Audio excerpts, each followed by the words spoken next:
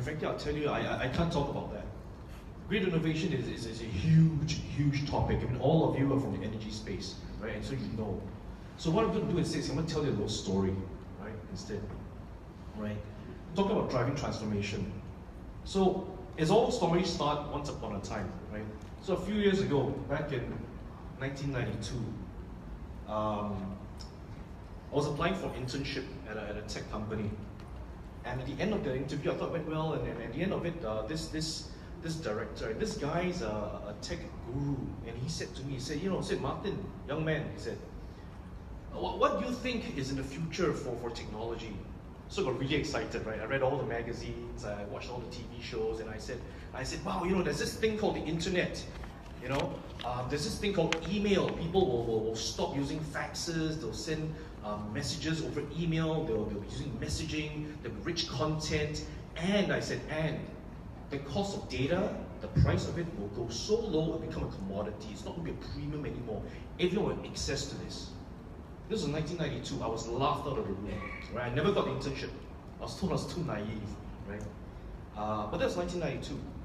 Where we are now, what's in our future? We're at a confluence at this point. And what's this confluence? It's a point where technology, globalization, lower cost of manufacturing, and access to information, that's impacting everybody. This whole thing about DRs, distributed energy resources. A few guys talked about it this morning. Jeffrey talked about it this morning as well. Where it's easier and easier for end users to say, hey, I don't want to depend on the grid. I want to put power on my rooftop. I'll draw power for myself. I want to know where my power is coming from. That demand is growing, and it's driven by technology, driven by the access to information. So what's the impact of that on the grid itself? What happens to the rest of us, right? We look at distribution, or rather disruption, through renewables, through all these innovations, and of course what I'm going to talk about is blockchain. So what is this blockchain, and who are we? Electrify is the first retail electricity marketplace in Southeast Asia. We started in Singapore just over a year ago, right? And to set a context about blockchain, what is blockchain now? Vitalik Buterin, he's attributed as one of the founders of the Ethereum blockchain itself, and he says this a lot. What is this magic, he says? He says basically, I'm sorry, we're just going through everything really quickly. Let me recap. As he says, right, blockchain isn't a magic condiment. You don't sprinkle it on stuff and suddenly it's better, it improves. It does not happen. There have to be very specific use cases for blockchain, what it's good for, and energy is actually a very, very good thing for it. So what we did in the beginning, our history was simply this. I'll give you an example of the use case, right? When we came into the market, we were the first guys to start digitizing electricity contracts. Now we talk about blockchain development. One of the first key things is you look at digitization. It seems like it's absolutely simple. We start digitizing. But what we realized when we started digitizing was this. And we've since found out, we talked to retailers, electricity retailers in Japan, Australia, Singapore. We talked to guys over in the operator side in a few of the countries in Southeast Asia. And what we found was this. A lot of retailers, for example, are still carrying out settlements using spreadsheets and email. And we were like, wait a minute. We were talking to people in very mature markets, and we were like, wait a minute. You've been liberalized, deregulated for decades, and then you're still pushing spreadsheets around. What happened to dashboards? What happened to consolidated data? Where is all this thing happening? So as an industry, by and large, we're not like telco businesses, for example. They're driven by innovation constantly, 6-month life cycles. We've gotten a little bit behind. So what we started off as Electrify, we started digitizing all electricity contracts in Singapore. We took the pen and paper contracts, moved them onto the digital domain. We digitized everything and we built 2 things out of it. We moved all contracts to the e-commerce platform. We started breaking down all the contract terms into a contract matrix, which was very, very important because we started developing all this and moving on to the blockchain. What we essentially did was to take all these digital contracts and move them onto the blockchain. Now, a number of people talked about blockchain this morning, I heard, but I'll assume that most people don't really understand what exactly blockchain is, what are parts. So very quickly, what's relevant here is this. Fundamentally, within a blockchain itself, you have what's called a smart contract. A smart contract is this. It's just a piece of code. That's all it is. It's just a piece of code. Nothing fancy. It's just code. And what it does is this. it takes all the terms that you're used to in a natural language contract, right? In English or in any other language you operate in. It takes all those same terms and describes it in code. And after which, based on the terms, once the conditions are fulfilled, the contract executes. And it transfers the value, in this case money, between two e-wallets. And it does all of this automatically. It doesn't need the interference of people. It doesn't need a legal team because the contract's already structured and designed. It just executes. That's what we've designed. We're now looking at developing this for Singapore, the Singapore market. We're talking to one Genco, we're talking to a couple of retailers already to move their contracting platform onto smart contracts already to be built on the electricity network that we're building. So what's the big deal? Like I said, with a smart contract running on the blockchain, you have transparency. We've spoken to the regulator, we've offered them to say, hey, look, if we can get this built, you will have a far better and easier time auditing all the contracts, which is a requirement. Because right now, it's a bit of a joke, to be honest, right? All the contracts are reaching your regulators in the form of PDF files, and best a consolidated report on, again, a spreadsheet, which takes a lot of man hours, a lot of time, a lot of effort to consolidate and check and essentially audit. On the blockchain itself, with our dashboard, it's easy. Pull up the report, it's all generated, it's transparent. Everything right down to what's called a Genesis block, which is the very first block. It records every single record, transaction, contract on this blockchain, and it's immutable. And executing this, like I said, is going to be cheap because we won't need the admin teams or the finance people to make phone calls and chase it. Hey, hello, you haven't paid your bill. Because when conditions are met, the contract fires. That's exactly what it does.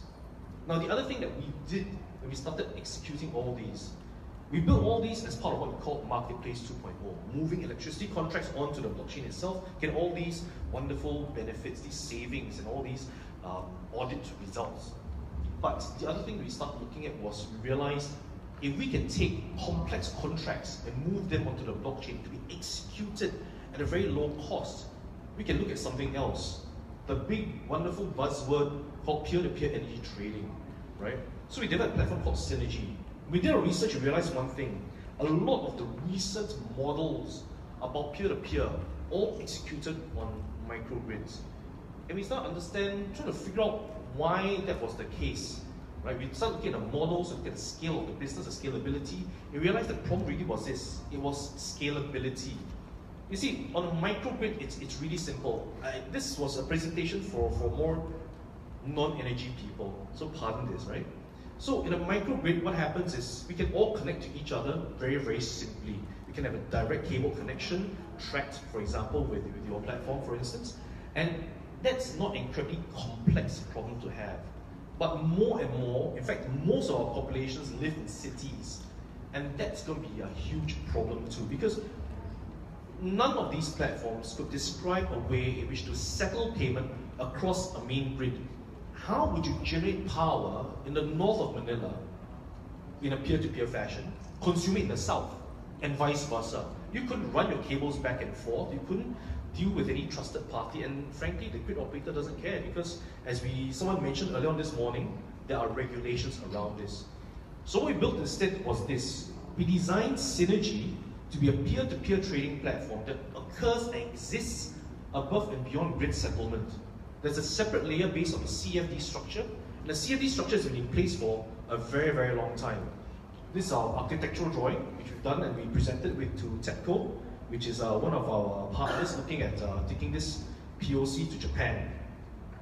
So what we've done here is essentially this.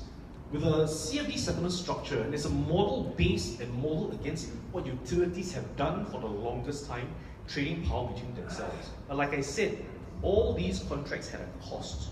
They had a big legal teams, their consultants, their accountants, their managers, etc., to develop these smart contracts and to develop these energy contracts and to ensure that the contracts executed. And because nobody trusted anybody, there were of course people to manage and ensure that there were penalties in place. But with smart contracts, we do with all these. By putting it onto the blockchain through smart contracts, we can democratize the entire function, allowing end users to trade peer-to-peer via a CFD mechanism. So what we imagine is this. as we said earlier on just now, someone was talking again about it, the engagement with the consumer has changed. So what we imagine is this, a very simple interface along these lines where consumer can literally look at it and see what his consumption is, what his energy mix would be like. The consumer can even choose who he want to buy power from, understand a little bit more about what the source of energy was, and at the end of it, of course, top it up with conventional energy from a conventional retail contract. So this is what we've designed and we've taken to market. And of course, all of this is pretty useless without data. We're looking and imagining a means in which you can actually pull data live. This is the PowerPod. The PowerPod device is an IoT device which is used to pull live data off a smart meter. We're now in conversation with SP in Singapore to discuss a pilot project with which we can actually pull from a small number of the smart meters the data itself, and that gets consolidated and presented on a visual dashboard. This is merely one of the charts. And what does this chart show? This chart shows the production of one site plotted against the USEP price, which is the Universal Singapore Electricity Price, the wholesale price if you will, and the consumption at the period of time as well. So all these help to define the price of energy and allow for the settlement of energy against a consumer. And of course, all this being on the blockchain is fueled by a digital token as well. The model is such where a digital token is used to settle the transactional fees for the system itself. The end users, the consumers, will still get settled and paid in the digital version of the local currency, wherever it might be. If it's in Japan, it will be a yen. In Singapore, it will be the dollar. And that pretty much is what we do as Electrify. So the whole thing here really is this matter of innovation. This is one example for which blockchain can make a difference into the grid. But you'll find, and you've heard from me the last few minutes, two key things that stand out. We need to have greater digitization.